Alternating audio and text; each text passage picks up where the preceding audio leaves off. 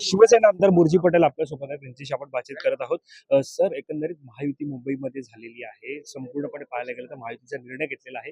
कसं पाहतायत? प्रमुख ठिकाणी सध्या महायुतीतून निवडणूक लढत आहे. महायुतीमधून आम्ही मित्र पक्ष आणि आम्ही सगळं लढणार असा निर्णय आमचा कालच झालेला आहे. आमचे नेते एकनाथ शिंदे साहेब, रवींद्र चव्हाण साहेबांची बैठक झाली, त्याच्यात निर्णय झालेला आहे. आणि महायुती म्हणून आम्हाला मुंबई महानगरपालिका आम्ही महायुतीमधून लढणार आहेत.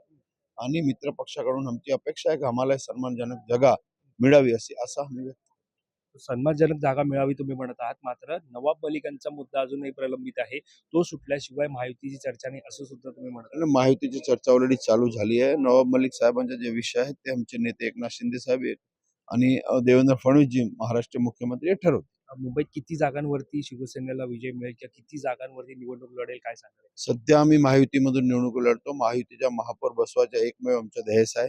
150च्या वर जागा महायुती निवडून येणार. शिवसेनेसमोर ठाकरे गटाचं आव्हान आहे, कारण 2 ठाकरे बंधू एकत्र आलेले आहेत मुंबईमध्ये. आधी या सगळ्यामध्ये आदित्य ठाकरे सुद्धा सातत्याने टीका करतात. आम्हाला कुठलंही आव्हान नाही. हा वेळी मुंबईकर हा महायुतीच्या बाजूनी आहे.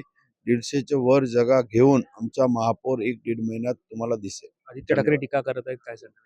तेव्हा आदित्य ठाकरे मोठे नेते आहेत, पण त्यांना महाराष्ट्र जनतेने जगा त्यांनी दाखवलेली आहेत. त्यांनी स्वतःच्या पक्षाकडे बघावं. ते 60 वरून 20 वर आलेत.